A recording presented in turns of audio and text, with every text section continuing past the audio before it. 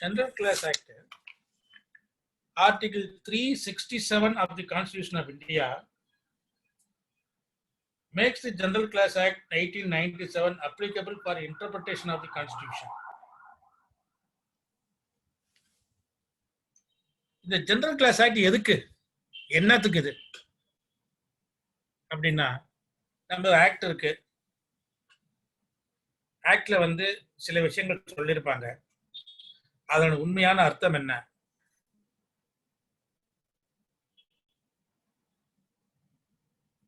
Landmark citation பினாமி act சொல்றேன், அதனுடைய அர்த்தம் என்ன அப்படின்னு தெரிஞ்சுக்கிறதுக்காக to interpret words and the legal principles, this General Class Act 1897 came in. எதுக்கு? To interpret words and legal principles in the various acts. அதுக்காக தான் இந்த ஜெனரல் கிளாஸ் ஆக்ட் வந்துருச்சு. இப்போ உதாரணத்துக்கு நீங்க section definition clause Section 3.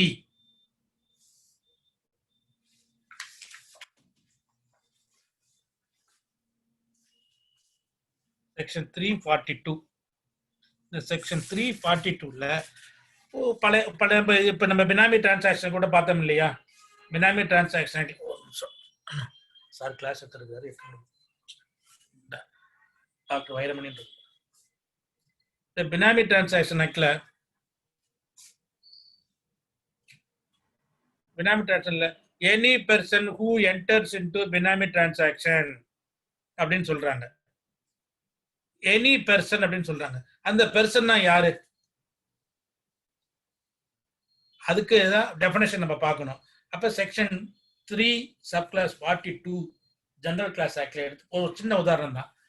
Person shall include any company, association or body of individual whether incorporated or. அப்ப பெர்சன்னா it is not confining to the living person. It includes company, partnership firm, association, whether incorporated or not. அதே மாதிரி section 264 வில்லுன்னா என்ன? வில்லுன்னா என்ன? வில்லுன்னா will is a will. வில்லுங்கிறது it is defined under section 2H of the Indian Succession Act. வில்லுன்னா என்னன்னு define பண்ணிட்டாங்க. என்ன? It's a solemn declaration of a person regarding the dispossession of his property after his death. அதாவது ஒருத்தன் தனக்கு பாத்தியப்பட்ட சொத்தை தன்னுடைய இறப்பிற்கு பிறகு யாருக்கு போகணும் எழுதி வைக்கிறது தான் will. Right? Requires registration. Will requires registration? No. Why? Why the will does not require registration? Answer தெரிஞ்சவங்க அன்மியூட் பண்ணி கூட கொஞ்சம் பேசலாம். It is a very important topic. Why the will does not require registration? Poovanan is attempting to answer. Unmute பண்ணி பேசுங்க Poovanan. No, nothing wrong in it. Unmute your mic and answer. ஓ உங்க தான் பண்ணணுமா? Admit தான் பண்ணணுமா? All right, நானே சொல்லிடுறேன். So, under section 70 of the registration act படி ஒரு டிரான்ஸ்ஃபர் 100 ரூபாய்க்கு மேல இருந்ததுன்னா it requires registration. அந்த டிரான்ஸ்ஃபர் என்ன பண்ணணும்? It must create some right title charge upon the property of another. இப்ப நான் ஒரு சேல் டீட் எழுதி கொடுக்குறேன் 1 லட்சம் ரூபாய்க்கு. நான் சேல் டீட் எழுதி கொடுத்துட்டா பர்ச்சேசருக்கு என்ன போயிடுது? டைட்டில் போயிடுது. டைட்டில் கிரியேட் ஆகுது. ஸோ ஒரு டிரான்ஸ்ஃபர் அல்ல, ஒரு டிரான்சாக்ஷன்ல ஒரு ரைட் கிரியேட் ஆனது, அது 100 ரூபாய்க்கு மேல போனதுன்னா இட் ரிக்வயர்ஸ் ரெஜிஸ்ட்ரேஷன். எனக்கு பாத்தியப்பட்ட சொத்து இருக்கு 10 கோடி, எனக்கு வேணான்னு சொல்லி என் தம்பிக்கு நான் எழுதி தரேன். நான் என்ன பண்றேன்? ஐ ஆம் releasing my right over the property in favor of my brother when the value exceeds 100. இப்ப என்னோட ரைட் என்ன ஆகுதுங்க? Ceased. My title to the property is ceased. So under any transaction or transfer, if the right is created or ceased, it requires compulsory registration under section 17 of the Indian Registration Act. will நான் எழுதுறேன், ஒருத்தர் will எழுதுறாரு, will எழுதின உடனே அந்த will கண்டக்கூடிய சத்துக்கள் வந்து யாருக்கு கொடுக்குறாங்களோ அவங்களுக்கு போயிடுதா? போகல, அவங்களுக்கு போகல. எப்ப போகும்? After the demise of the executant. will எழுதி வச்சவன் செத்து போனதுக்கு அப்புறம் தான் அந்த சொத்து போகும். So on the date of execution of the will, whether any right is created in favor of the beneficiary, no right is created. When no right is created, it does not require registration. It does not require registration. இப்ப நம்ம வில்லுன்னா இதுதான் நம்ம வந்து படிச்சுட்டு போறோம். இப்ப சமயத்துல என்ன பண்ணுவாங்க, ஒரு உயில் எழுதுவாங்க. உயில் எழுதும் பொழுது அதுல வந்து சில சொத்துக்கள் விட்டு போயிருக்கும்.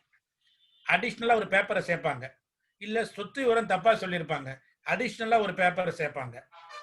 இல்ல வந்து சொத்து பாகம் பிரிக்கிறதுல வந்து பையனுக்கு கொஞ்சம் கூட கொடுத்துட்டாங்க, பொண்ணு கம்மியா கொடுத்தாங்க, அதை மாத்தி கூட கொஞ்சம் எழுதி கொடுப்பாங்க. ஸோ அடிஷ்னலா ஒரு பேப்பர் சேர்ப்பாங்க. அந்த பேப்பருக்கு பேரு கொடிசில். அந்த பேப்பருக்கு பேர் என்ன? கொடிசில். இப்ப வில்லு ஒரு டாக்குமெண்டா இருக்கும், இன்னொரு பேப்பர் அடிஷ்னலா சேர்க்கிறது, அதுக்கு பேரு கொடிசில். வெதர் இந்த கொடிசிலும் வில்லா அப்படின்னு ஒரு பாயிண்ட் வரும். நம்ம சமயத்துல என்ன சொல்லுவோம், வில்லுங்கிறது டாக்குமெண்ட் எழுதி ரெஜிஸ்டர் பண்ணிட்டாங்க, அதாங்க வில்லு. இது அடிஷனலா பேப்பர் சேர்த்திருக்கிறாங்க, இது இஸ் நாட் எ வில் அப்படின்னு நம்ம ஆர்கியூ பண்ண முடியாது. ஏன்னா general classes act section 264 says will include a codicil. will include a codicil. நமக்கு எப்பப்பெல்லாம் ஒரு ஆக்ட்ல, ஒரு எனாக்ட்மெண்ட்ல, ஒரு ஆர்டினன்ஸ்ல ஒரு பிரச்சனை வருது, இன்டர்பிரிட்டேஷன் வருது அப்படின்னு சொன்னா definitely we have to seek the assistance of the General Classes Act. அது என்ன உண்மையான அர்த்தம் என்ன? What is the intention of the legislature? What is the language? What is the spirit of the language used under the particular enactment? நமக்கு தெரியணும் அப்படின்னா necessarily we have to go to the General Classes Act 1897. So இந்த மாதிரி அதே மாதிரி section 322 எடுங்க, good faith. Good ஃபெய்த்னா என்ன?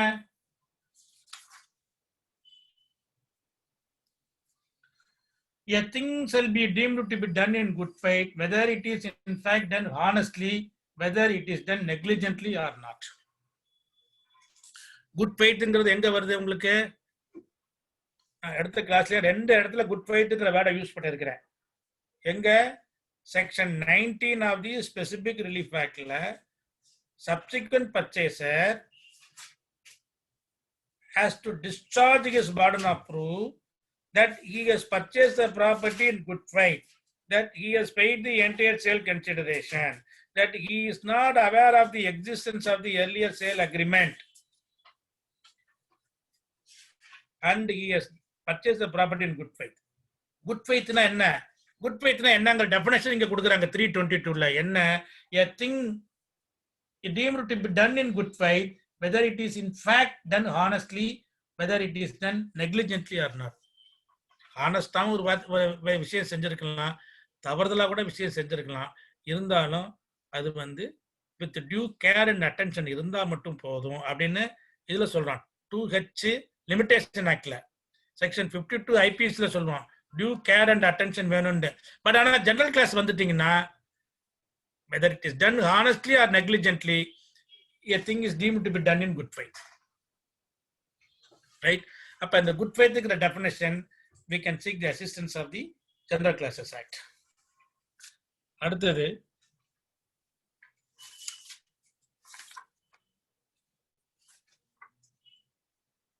section 5.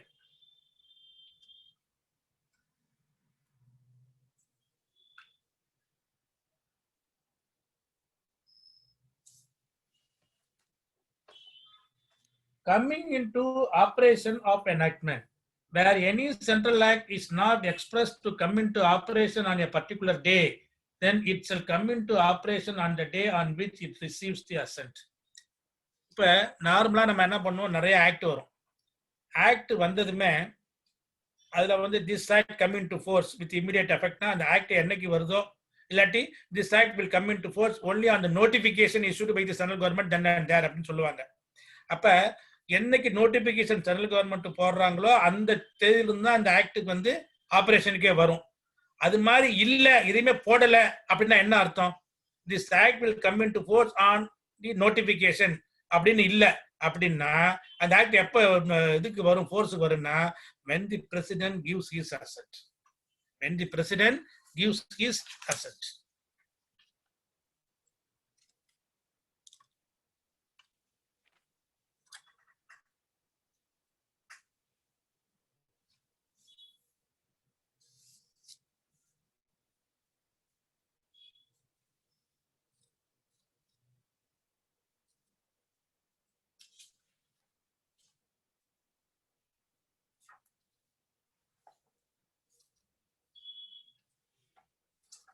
அடுத்தது ரொம்ப ரொம்ப இம்பார்ட்டன்ட் இந்த செக்ஷன் 6 வந்து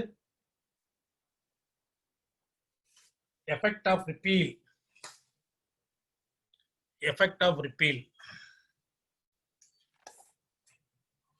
பாருங்க, செக்ஷனை படிச்சிடுறேன் just for my sake to remember the same. Where this act or any central act or regulation made after the commencement of this act repeals any enactment hitherto made or hereafter to be made, then unless a different intention appears, this repeal shall not revive anything not in force or existing at the time at which the repeal takes effect, affect the previous operation of any enactment so repealed or anything duly done or suffered thereunder, affect any right, privilege, obligation or liability acquired, accrued or incurred under any enactment so repealed, affect any penalty, forfeiture, punishment incurred in respect of any offense committed against any enactment so repealed, affect any investigation, legal proceedings or remedy in respect of any such right, privilege, obligation, liability, penalty, forfeiture or punishment as aforesaid. என்னமோ சொல்றாங்க, புரியுற மாதிரி நான் சொல்றேன் உங்களுக்கு.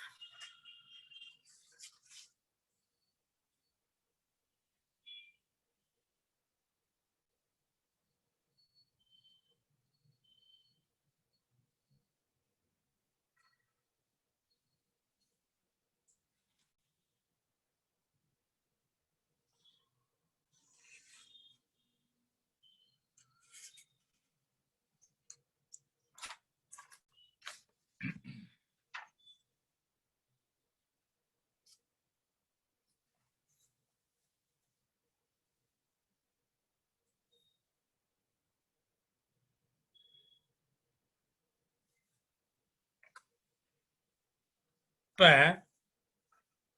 சில temporary ஆக்ட்னு கேள்விப்பட்டிருக்கோம். தடா வந்து ஒரு டெம்பரரி ஆக்ட் தான். தடா வந்து ஒரு பர்டிகுலர் பீரியட் வரைக்கும் தான் இட் வாஸ் இன் ஃபோர்ஸ், அதுக்கப்புறம் கிடையாது. அந்த தடா ஃபோர்ஸ்ல இருக்கும் பொழுது ஒரு ப்ராசிக்யூஷன் நடக்குது, தடா பீரியட் முடிஞ்சு போச்சு, அந்த ஆக்டே வந்து ரிப்பீல் ஆயிடுச்சுன்னு வச்சுக்கோங்க. அப்ப what about the prosecution already taken, அது முடிவுக்கு வரல, என்ன பண்ணலாம்? அது ஒண்ணு. இப்ப இந்த ரன் கண்ட்ரோல் ஆக்ட் எல்லாம் என்ன பண்ணுவாங்கன்னா, no decree for eviction can be past after the commencement of the Tamil Nadu building lease run control act, Delhi run control act, இது மாதிரி கொண்டு வருவாங்க.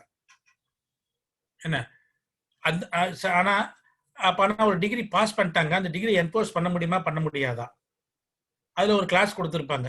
If any decree is passed by taking, if the grounds available for eviction was considered and the degree is passed, then those degree is not suffered by the new enactment அப்படின்னு சொல்லுவாங்க. அந்த மாதிரியான சமயத்துல அந்த டிகிரி எப்படி execute பண்ணலாம், அந்த ரிப்பீலோட effect என்ன, இதெல்லாம் நம்ம வந்து ஒன் பை ஒன்னா நம்ம வந்து பார்க்க போறோம். நார்மலா இது எஃபெக்ட் ஆஃப் ரிப்பீல். ஒரு ஆக்ட் இருக்கு, அந்த ஆக்ட் வந்து ரிப்பீல் பண்ணியாச்சு, இல்ல ஒரு ஆக்ட் இருக்கு, அந்த ஆக்டை வந்து ஒரு பர்டிகுலர் செக்ஷனை மட்டும் ரிப்பீல் பண்ணி புதுசா இன்சர்ட் பண்றாங்க. ரிப்பீலிங் and amending repealing and amending. இப்ப நார்மலா ஒரு லெஜிஸ்லேஷன் ஒரு ஆக்ட் வந்ததுனால the presumption is that it is in prospective. Presumption that a legislation is prospective. AR 1982 Patna, AR 1982 Patna, page 163. Sailendra Nath versus State of Bihar.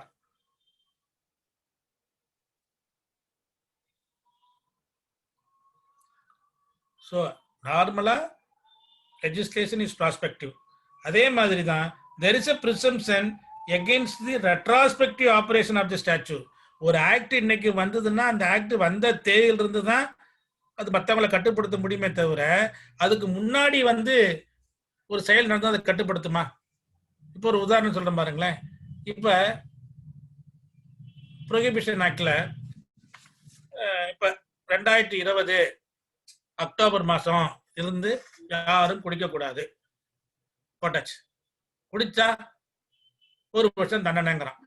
இந்த act வரதுக்கு முன்னாடி நான் குடிச்சிருக்கேன், அப்ப என்னை பனிஷ் பண்ண முடியுமா? பண்ண முடியாது. அது மாதிரி தான் பிரிசம்ப்ஷன் that against the retrospective operation of the statute. இதுக்கு ruling AR 2013 Supreme Court, AR 2013 Supreme Court, page 2113. Government of Andhra Pradesh versus Gandhi.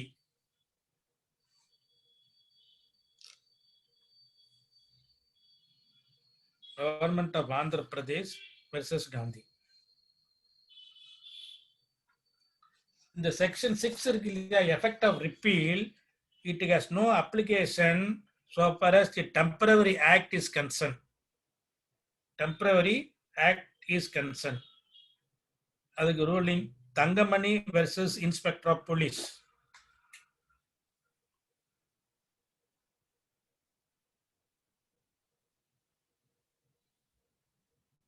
(1995) 2 Law Weekly, 1995 2 Law Weekly, bracket like criminal, page 767.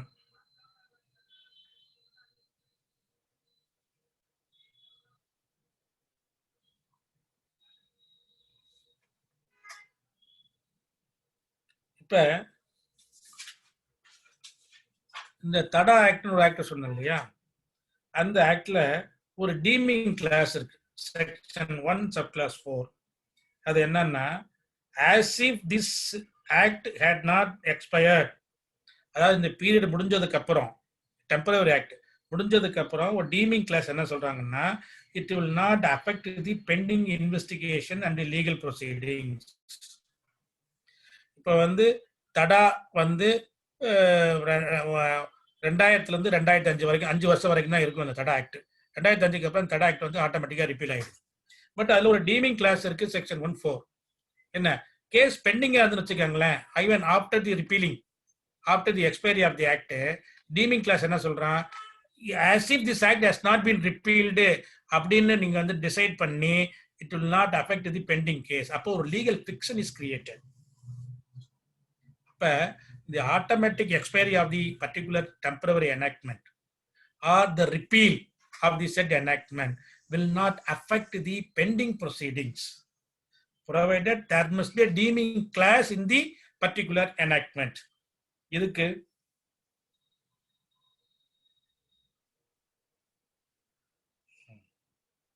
Muhammad Iqbal versus State of Maharashtra. Muhammad Iqbal versus State of Maharashtra, 1996, 1 SEC, page 722. 1996, 1 SEC, page 722.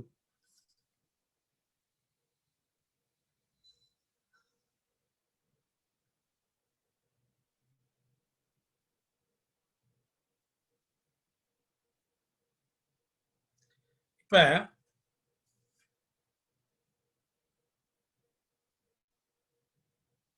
1996 1 SEC page 722, correct. Delhi and Ajmer Rent Control Act 1958. Delhi and Ajmer rent control act 1958 ஒரு act வந்துச்சு. அந்த ஆக்ட்ல section 13ல no decree for eviction can be passed by the civil court அப்படின்னு சொல்லிட்டாங்க. No decree for eviction can be passed by the civil court, and the power of the civil court is taken away and the Rent Control Act will take cognizance of the matter. அப்ப rent control court வந்து persona designator, rent control court வந்து will decide the matter arising under the rent control act. அதுல என்ன சொல்றான், இந்த act வந்ததுக்கு அப்புறம் 13(1) எந்த டிகிரி நீ பாஸ் பண்ணக்கூடாது, பாஸ் பண்ண the degree is nullity அப்படின்னு சொல்லிட்டான். ஏன்னா எவிக்ஷன் நீ வாங்கணும் அப்படின்னு சொன்னா it must be only under the rent control act, not under the general act. அதுக்கு முன்னாடி நம்ம எப்படி எவிக்ஷன் வாங்குவோம் யாருக்காச்சும் தெரியுமா? ரென்ட் கண்ட்ரோல் ஆக்ட் வந்ததுக்கு முன்னாடி நம்ம எந்த ஆக்டை வந்து இன்வோக் பண்ணி ஆர்டர் ஆஃப் எவிக்ஷன் வாங்குவோம்? எவிக்ஷனா எஜெக்ட்மெண்டா?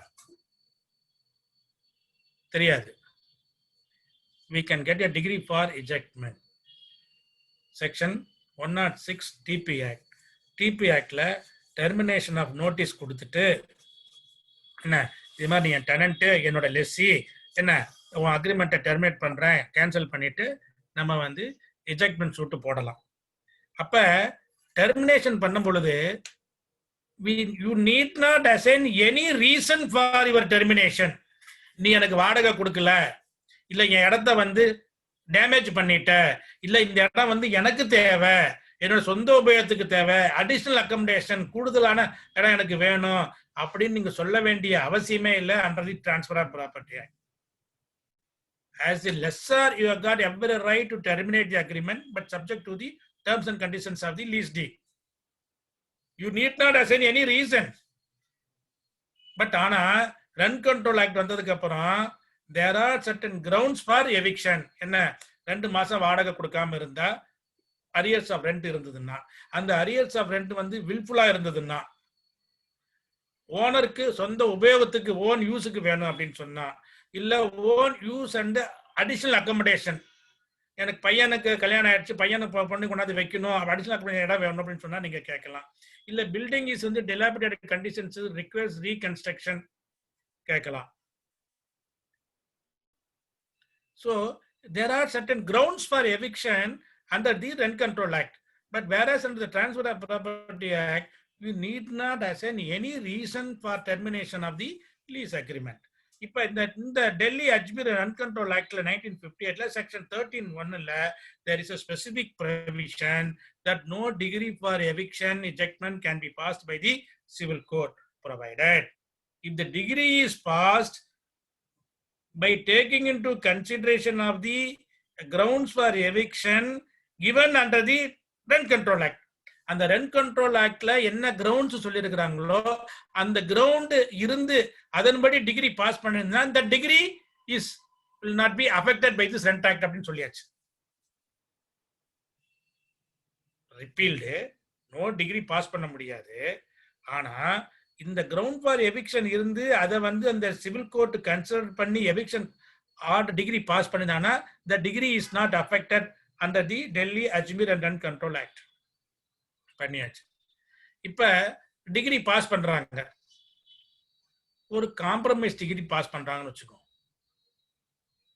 காம்ப்ரமைஸ் டிகிரி பாஸ் பண்றான், காம்ப்ரமைஸ் டிகிரியில இந்த கிரவுண்ட்ஸ் ஆஃப் எவிக்ஷன் அதை கன்சிடரே பண்ணல. அந்த காம்ப்ரமைஸ் டிகிரி வந்து எக்ஸிக்யூட்டபிளா இன்எக்ஸிக்யூட்டபிளா? It is inexecutable because it is against the spirit of section 13(1) of the Delhi and Ajmer Rent Control Act 1958.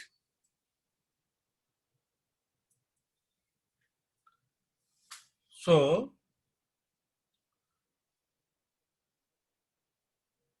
repeal shall not affect previous operation of any enactment so repealed or anything duly done or suffered. இதுக்கு Raman Sahadevan versus R Krishnan Kesava Nair 1973 RCJ 180 1973 RCJ 180 Supreme Court 180. Yes. Raman Sahadevan versus Raman Sagadevan versus R. Kesavan Nair.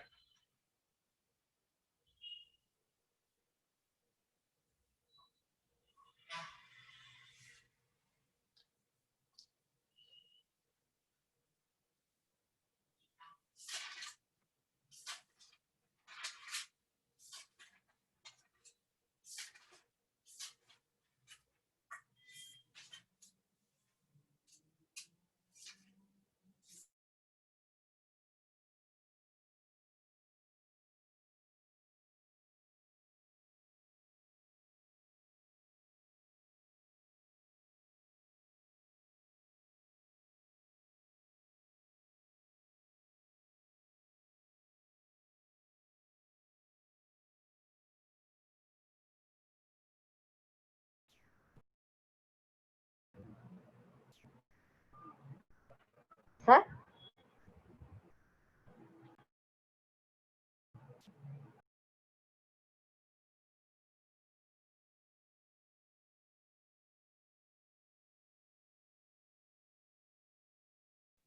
Yes, sir.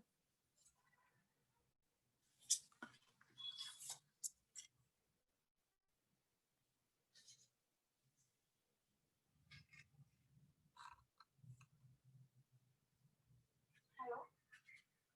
ஆமா ma'am correct ஆயிடுச்சு திருப்பி கேக்குது okay கேக்குதா? சரி. இந்த section 6C.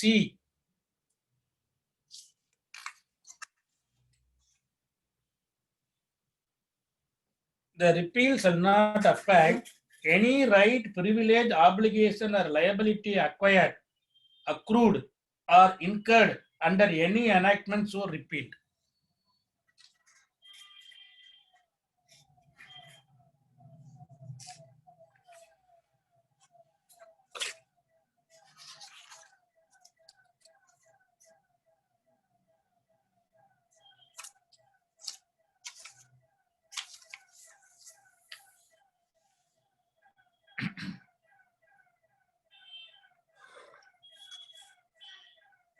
இப்ப Muslim woman வந்து obtained an order from the magistrate under section 125 of the criminal procedure code. But இந்த ஆக்ட் வந்துச்சு. எந்த ஆக்ட்? Act 25 of 1986, Muslim women protection of rights on the divorce act வந்ததுக்கு அப்புறம் ஏற்கனவே வாங்கின ஆர்டர் வந்து இல்லாது போயிடுமான்னா it will not affect. It will not affect. அதான் that is section 6C. Repeal does not affect any penalty, forfeiture, or punishment incurred under a repealed enactment. இது வந்து section 6D.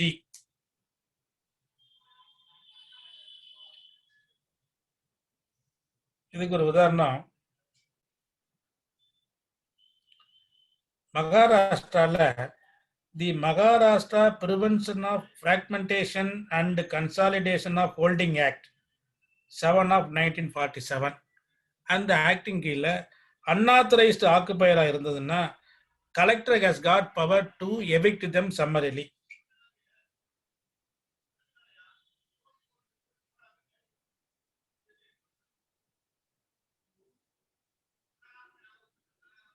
They can evict them summarily. Subsequently, this act was repealed. அதுல penal provision இருக்கு. Complaint கொடுக்குறாங்க. Complaint கொடுத்துட்டு collector வந்து order போடுறதுக்குள்ளார this act was repealed. அப்ப criminal complaint கொடுத்திருந்தாலும் சரி கொடுக்காம இருந்தாலும் சரி, if the act is the act was done which was unlawful, illegal under the Bombay Act 7 of 1947, the repeal does not affect any penalty, forfeiture, or punishment. So the court is entitled to proceed despite the repeal. இதுக்கு AR 1993 Supreme Court, page 1188. P.V. Muhammad Barme Sons versus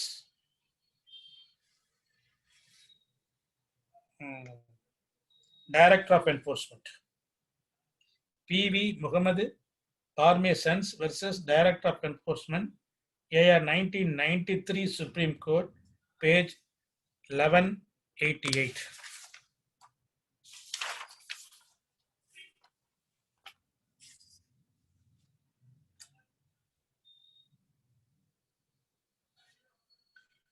அதே மாதிரி இந்த section 6 effect of repeal இருக்குல்ல, எக்ஸ்பிரஸா ஒரு act வந்து repeal பண்ணிருக்கணும். சில act வந்து there is an repeal by implication அப்படின்னு இருக்கும். Repeal by implication. இப்போ ஒரு உதாரணத்துக்கு சொல்றதா இருந்தா, இப்போ வக்ஃப் ஆக்ட் வந்துருச்சு. வக்ஃப் ஆக்ட் வந்து 1954, அதுக்கப்புறம் 1995 அமெண்ட்மெண்ட். இப்போ வக்ஃப் ஆக்ட் வந்து இட் ரிப்பீல்ஸ் ஆல் அதர் எனாக்ட்மெண்ட் அப்படின்னு வந்து ஜென்ரலா சொல்லிட்டாங்க. இந்த வக்ஃப் ஆக்ட் வந்து எதெல்லாம் ரிப்பீல் பண்ணணும் அப்படின்னு ஸ்பெசிஃபிக்கா சொல்லணும். இப்ப இந்த அஜ்மீர் தர்கா ஆக்ட் வந்து இட் இஸ் நாட் ரிப்பீல்ட் அப்படின்னு ஒரு சேவிங் கிளாஸ் கொடுத்தாச்சு. இந்த பிரின்ஸ் ஆஃப் ஆல்காட் என்டோமெண்ட் ஆக்ட்னு ஒரு ஆக்ட் இருக்கு 1923. அந்த ஆக்ட் வந்து ஈக்குவலன்ட் டு தி இந்த வக்ஃப் ஆக்ட் மாதிரி தான். அந்த வக்ஃப் ஆக்ட்ல இந்த prince of Arcot endowment act is repealed அப்படின்னு சொல்லல. ஸோ இது வந்து ஒரு ஜெனரல் ஆக்ட். ஸோ ஆட்டோமேட்டிக்கா ரிப்பீல்னு சொல்லாம இருந்தாலும் பை நெசசரி இம்ப்ளிகேஷன் இந்த prince of Arcot endowment act is repealed அப்படின்னு சொல்ல முடியுமா? சொல்ல முடியாது. ஏன்னா section 6 will apply only express repeal of the act and it will not apply to repeal by implication. Kesavananda Menon versus State of Bombay. Kesavananda Menon versus State of Bombay, AR 1951 Supreme Court, page 128.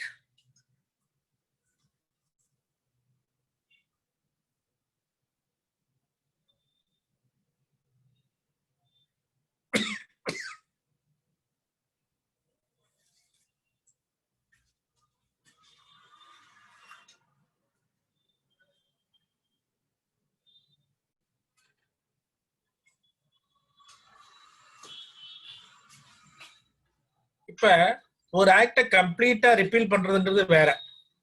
இப்ப நமக்கு உதாரணத்துக்கு நீங்க வந்து Tamil Nadu urban land tax, Tamil Nadu urban land ceiling act இருக்கு இல்லையா, that is repealed. அந்த act repeal ஆயிடுச்சு. அந்த ஆக்ட் ரிப்பீல் ஆனதுக்கு அப்புறம் வேற புது எனாக்ட்மெண்ட் கொண்டு வரல. இந்த அர்பன் லேண்ட் சீலிங் படி ஒருத்தர் வந்து டவுன் ஏரியாக்குள்ளார வந்து say for example 10,000 square feet தான் வச்சுக்க முடியும். அதுக்கு மேல இருந்தா it will considered as a excess land. Government will take over the same. Government in turn give it to the other person. Now this act is completely repealed. அதுக்கப்புறம் வேற எதுவுமே கொண்டு வரல. But repeal of enactment if it is followed by fresh legislation வச்சுக்கோங்க. ஒரு ஆக்டை repeal பண்ணிட்டு அதுக்கு பதிலா புது லெஜிஸ்லேஷன் கொண்டு வராங்க. அப்ப என்ன பண்ணலாம்? It is a duty of the court to look to the new legislation to determine whether they indicate a different intention. பழைய ஆக்டுக்கும் இந்த ஆக்டுக்கும் டிஃபரெண்ட் இன்டென்ஷன் இருக்கா இல்லையான்னு பார்க்கலாம். பார்த்து தான் the effect of repeal வந்து it will be considered by the court. இதுக்கு Southern Petrochemicals and Industries versus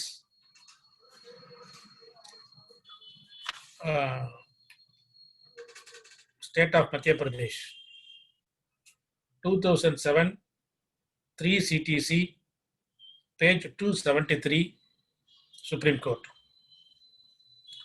2007, 3 CTC, page 273, Supreme Court.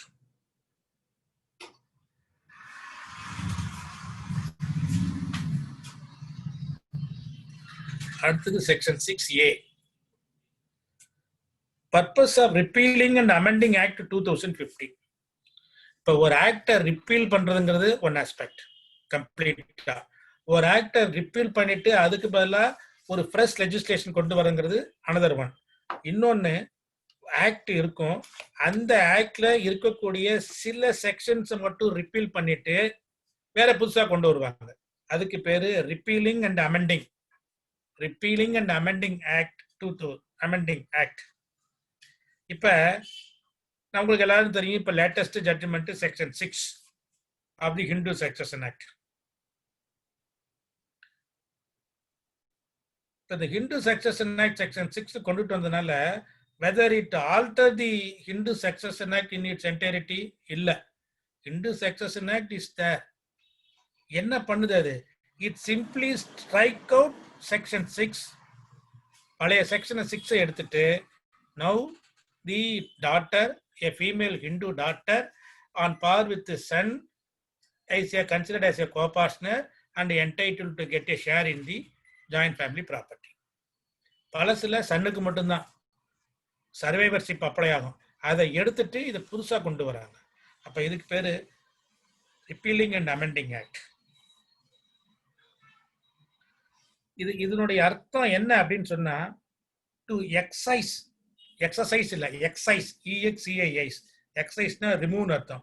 To exercise dead matter, பழைய செக்ஷன் 6 இருக்குல்ல, சன்னுக்கு தான் வரும்னு, அதை ரிமூவ் பண்றாங்க. To excise dead matter from the statute book and expurgate amending acts. Remove the objectionable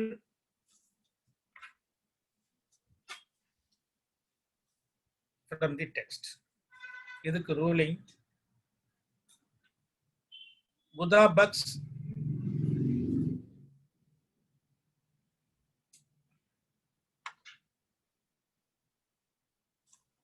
versus Maninder, AR 1954, Calcutta, page 484. AR 1954, Calcutta, page 484.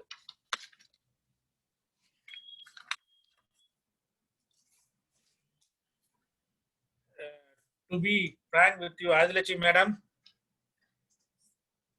Yes, sir. Madam, general clause ஆக்ட்ல section 6A ஓட நிப்பாட்டிக்கிறேன். மொத்தம் 31 section இருக்கு, 31 section இருக்கு. அது கொஞ்சம் latest judgement எனக்கு கொஞ்சம் கிடைக்கல, அதெல்லாம் படிச்சிட்டு சார் அடுத்த ஃப்ரைடே கண்டினியூ பண்ணும்போது பார்ட் 2 னு போட்டு கண்டினியூ பண்ணிடலாம் சார், ஒண்ணும் பிரச்சனை இல்ல, பண்ணிடலாம். ஓகே சார், அடுத்த ஃப்ரைடே அப்படியே போஸ்ட்போன் பண்ணிடலாம் சார், ஒண்ணும் ப்ராப்ளம் இல்ல. ஏன்னா I don't find time to read the latest judgment. Sir, yes sir, you are doing so much. 2020 என்ன ஜட்ஜ்மெண்ட் வந்ததுன்னு பார்க்கல நானு. சோ இத பார்த்துட்டு சொன்னா it will be very useful to the sir. Next Friday வந்து இதே டாபிக் பார்ட் 2 னு போட்டு நாங்க we will join sir, no issues. அதோட வேற டாபிக் நான் சொல்லிறேன், அதை ஆட் பண்ணிக்கலாம். சாட்டர்டே சண்டே எல்லாம் பார்த்து sir will get connected. We can take questions sir. Chat box video. Yes. Friends, whoever want to post your question, please post it in the chat box. Sir will answer you. I request every one of you to start posting your questions or any doubts or any suggestions you have, and others can even raise your hands if you want to post question. First on the chat box. Srinivasan from Chennai, landmark citation in Benami Act sir. இது கொஞ்சம் சில விஷயங்கள் சொல்றது கஷ்டமா இருக்குது. இது வந்து என்னன்னா, இப்ப லேட்டஸ்டா இது பினாமி டிரான்சாக்ஷன் ஆக்ட் வரதுக்கு முன்னாடி நடந்த டிரான்சாக்ஷன் வந்து it will not be affected by the benami transaction ஆக்ட்னு 2-3 ஹைகோர்ட் ஜட்ஜ்மெண்ட் 4-5 இருக்கு. அதெல்லாம் வந்து I leave it your choice, அதெல்லாம் வேண்டாம். லேட்டஸ்ட் இது வந்து பினாமி டிரான்சாக்ஷன் ஆக்ட் வந்துட்டாலே உங்களுக்கு ஞாபகம் வர்றது ராஜகோபால் ரெட்டி கேஸ் தான். அதுதான் நீங்க மனசுல வச்சுக்கணும். என்ன, அதுக்கப்புறம் நிறைய இந்த ஸ்ரீவித்யா கேஸ் கூட இருக்கு. ஸ்ரீவித்யா கேஸ்ல எல்லாம் வந்து என்னன்னா, அந்த பினாமி ப்ரூவ் பண்றதுக்கு source of income, custody of the title deeds and the and continuous possession of the property, these are all the criteria under the sale consideration, source of sale consideration, இதெல்லாம் decide பண்ணி தான் வந்து பண்ணணும்னு இருக்கு. But நிறைய ruling இருக்கு. But இதெல்லாம் ரொம்ப முக்கியமானதோ latest including latest judgement on the benami transaction act நான் நெக்ஸ்ட் கிளாஸ்ல I will inform you. Next அடுத்தது எடுமா. Friends, questions post பண்ணுங்கப்பா. There is one question ma. Section 56(2) of the Benami Transaction 2016. Whatever Benami Transaction.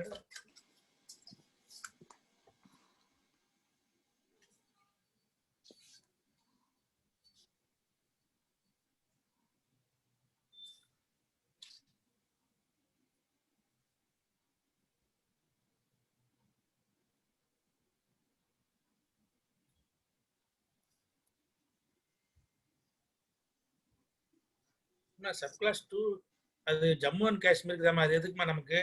For the removal of doubts, it is hereby declared that nothing in subsection 1 shall affect the continued operation of section 281A of the Income Tax Act in the state of Jammu and Kashmir. So I would like to tell one thing. So examination point of view வந்து மட்டும் படிங்க. Don't confuse yourself.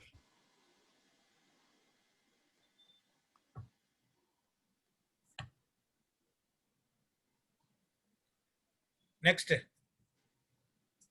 வேற என்னம்மா?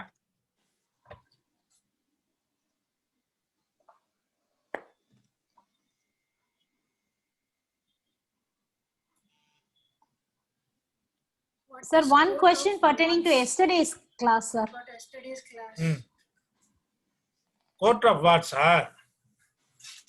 இந்த guardian and what's ஆக்ட்ல நம்ம வந்து petition போடுறோம். அதுக்கு முன்னாடி வந்து ஒரு எனாக்ட்மெண்ட் இருந்தது. அதுல வந்து இந்த வார்டு, இந்த மைனர், இதெல்லாம் வந்து கோர்ட்டே வந்து court will act as the guardian. என்ன அப்ப வந்து court will act as the guardian. அப்ப கலெக்டர் தான் கார்டியனா இருப்பாரு. Collector is administering maintaining the property of the minor. என்ன அதுக்கு பேர் வந்து கோர்ட் ஆஃப் வார்டுன்னு பேரு. இப்போ இந்த பினாமி இது கார்டியன் அண்ட் வாட்ச் ஆக்ட் வந்ததுக்கு அப்புறம் natural Guardian, de facto guardian, or any person interested in the welfare of the minor can be appointed as a guardian. And the court of warden concept, it is no more. It is an absolute. If anyone in India purchases a property in a foreign country in a Benamidar's name, whether it is also prohibited by Benami Transaction Act, definitely, sir. Sasikala case, Jayalalithaa case மறந்துருச்சா? லண்டன்ல போய் அவங்க வந்து ஒரு hotel வாங்கினாங்க. That is considered as a Benami transaction that was confiscated. An Indian citizen cannot purchase property in the name of Benamidar in a foreign country.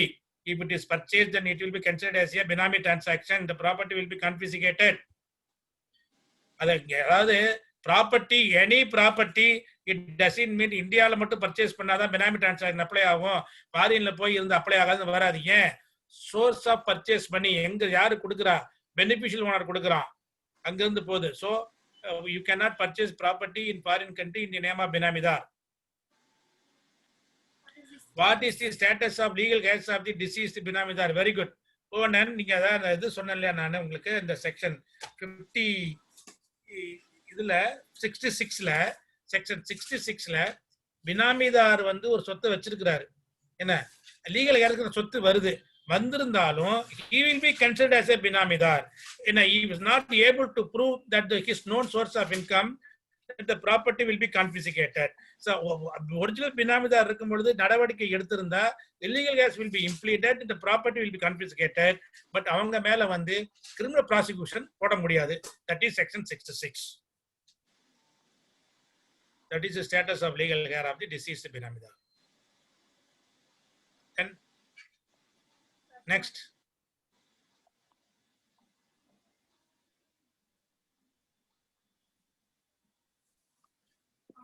Is there any? No, sir.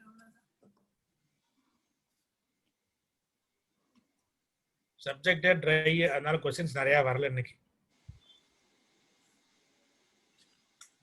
Okay, sir. Hand raise பண்றது யார்? Friends, hand raise பண்ணுங்க.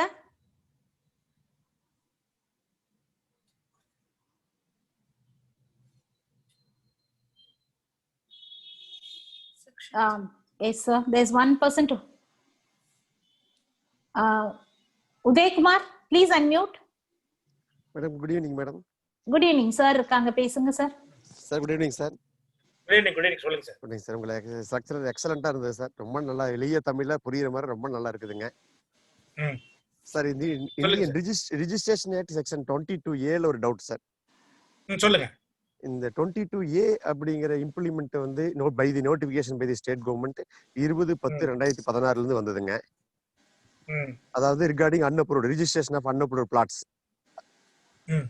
But ஒரு அவர் high court ஒரு writ பெட்டிஷன்ல என்ன சொல்லிட்டாங்கன்னா 9/9/2016லயே இந்த மாதிரி ரிஜிஸ்ட்ரேஷன் பண்ணக்கூடாது, நீங்க வந்து அன்அப்ரூவ்ட் பிளாட்ஸ் எல்லாம் வந்து ரிஜிஸ்ட்ரேஷன் பண்ணக்கூடாது, ஏன் இந்த நோட்டிபிகேஷன் இன்னும் கொடுக்காம வச்சிருக்கீங்க, 22A அமெண்ட்மெண்ட்டை ஏன் இம்ப்ளிமெண்ட் பண்ணாம வச்சிருக்கீங்க ஸ்டேட் கவர்மெண்ட் அப்படின்னு சொல்லி ஒரு பார் ரெஸ்ட்ரெயின் பண்ணிட்டாங்க சார். ஒரு நிமிஷம். 22A வந்து சரிங்க. if the property belongs to Hindu, Muslim, Christian religious institution இருந்ததுன்னா under the guise of the public policy register பண்ணக்கூடாதுன்னு சொன்னாங்க. டவுன் அண்ட் கண்ட்ரி பிளானிங் ஆக்ட்ல தான் அன்அப்ரூவ்ட் லேஅவுட்டா இருந்தா பண்ணக்கூடாதுன்னு இது கொண்டு வந்தாங்க. ஆமாங்க sir. What is your question சொல்லுங்க.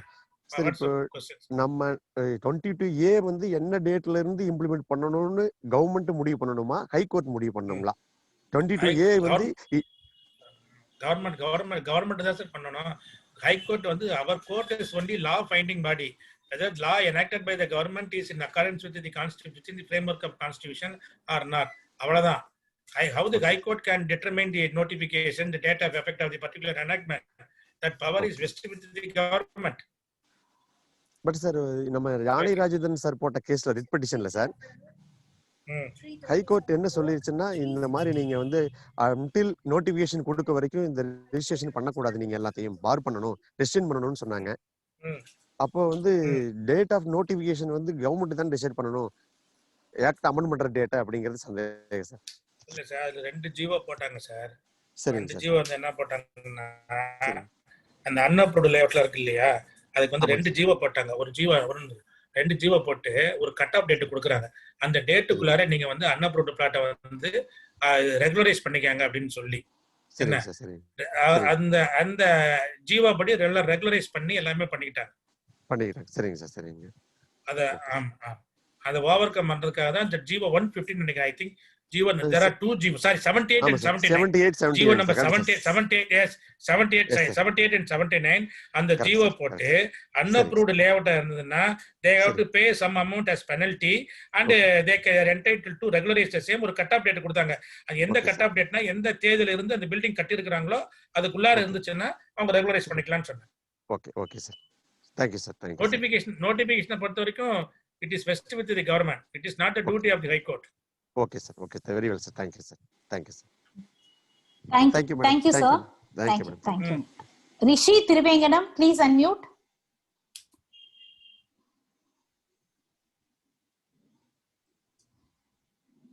Sir, Thiruvengadam sir. இவரு சார் வராரு. ரிஷி இல்ல சார், திருவேங்கடம் சாரோட சன்னுங்க sir Rishi. Okay sir, actually I have entered in his name இன்னைக்கு. ஓகே. நேத்து வந்து there was a doubt raised by one of the advocate regarding this, அதாவது வந்து wife divorce ஆன பிறகு அவங்க வந்து அந்த செகண்ட் ஹஸ்பண்ட் வந்து ஒரு சைல்டு அடாப்ட் பண்றத பத்தி ஒரு டவுட் கேட்டிருந்தாங்க சார். ஆமா ஆமா ஆமா. அது நான் நைட் போய் பார்த்தேன் சார், ஜட்ஜ்மெண்ட் ஏதாவது இருக்கான்னு. சரி சார். அதுல வந்து எனக்கு ஒரு முக்கியமான பாயிண்ட் ஒன்னு இருந்தது சார், அதுதான் டிஸ்கஸ் பண்ணலான்னு. சொல்லுங்க சார். என்ன சொன்னீங்களோ அதே தான் சார் சொல்றாங்க அவங்க. The child's biological father consent is important for the adoption process to happen smoothly. Yes yes. Here இதுதான் நீங்க சொன்னீங்க நேத்து.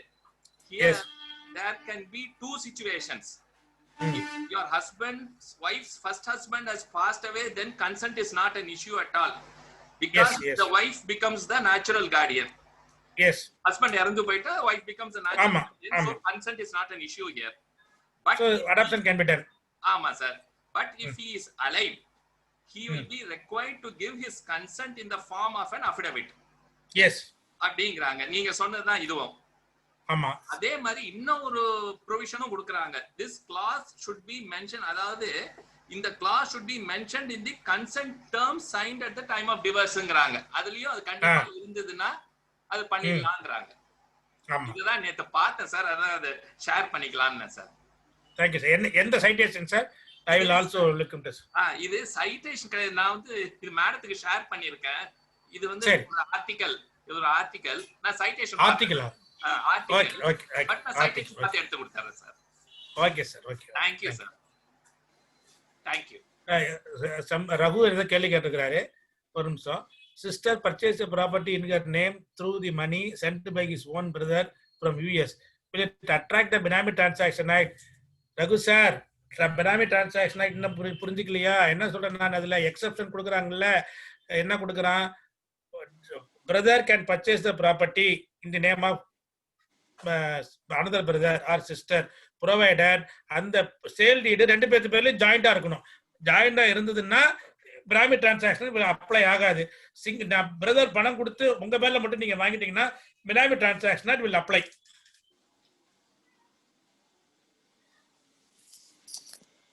Now Vidya கேள்வி கேட்டுக்கிறாங்க. Now that the special status for Jammu and Kashmir is removed, does the line except Jammu and Kashmir that comes in the extent applicable in any act has any legal effect? அம்மா நல்ல கேள்விமா இது. இப்ப Jammu and காஷ்மீருக்கு special status வந்து அந்த இது வந்து repealed. Jammu and Kashmir is considered one of the state of Indian union. அப்ப what are all the acts which are applicable to other states in India stands applicable to Jammu and Kashmir.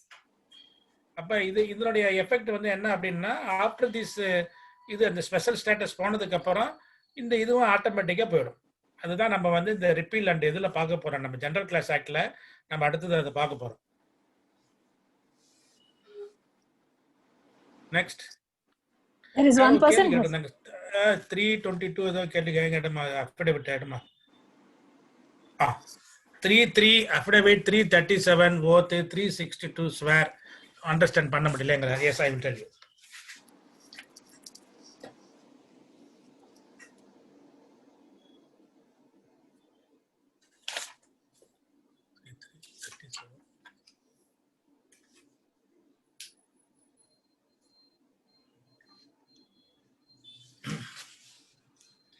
Three definition. Affidavit shall include affirmation and declaration in the case of persons by law allowed to affirm or declare instead of swearing. Affidavit shall include affirmation and declaration in the case of persons by law allowed to affirm or declare instead of swearing. 37.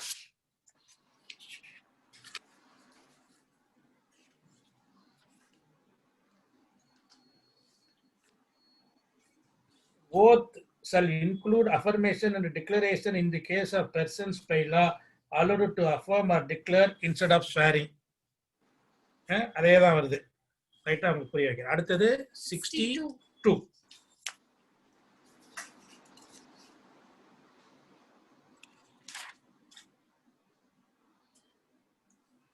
Swear with its grammatical variations and cognate expression shall include affirming and declaring in the case of persons by law allowed to affirm or declare instead of swearing. இப்ப swearing அப்படின்னா என்ன? உறுதிமொழி எடுக்கிறது. இப்ப notary public, commissioner of oaths கேள்விப்பட்டிருக்கீங்களா? Notary public and commissioner of oaths. இப்ப notary public வந்து நம்ம வந்து என்ன பண்றோம், அவர் வந்து in my presence he signed, I confirm that it is his signature அப்படின்னு சொல்லி அவர் வந்து கன்ஃபார்ம் பண்றாரு. பட் கமிஷனர் ஆஃப் ஓத்துக்கு முன்னாடி என்னன்னா, நம்ம வந்து ஒரு உறுதிமொழி எடுக்கணும். ஓத் நம்ம வந்து சாட்சி சொல்லும் போது இறைவன் மேல ஆணையா, இது மேல ஆணையா நம்ம சொல்றோம் இல்லையா? அது மாதிரி கமிஷனர் ஆஃப் ஓத்துக்கு முன்னாடி வந்து ஒரு உறுதிமொழி எடுத்துக்கிட்டு அதுக்கப்புறம் தான் நம்ம வந்து ஸ்வேர் பண்றோம் ஒரு அஃபிடவிட்டை. என்ன, இதுதான் டிஃபரன்ஸ். நோட்டரி பப்ளிக் வாங்கும்போது ஜஸ்ட் வந்து you need not take oath. ஓத்துனா என்ன, நீங்க நான் உறுதிமொழி எடுத்துக்கிட்டு இந்த அஃபிடவிட் எழுதுறேன் அப்படின்னு சொல்ல வேண்டாம் நோட்டரி பப்ளிக்கிட்ட.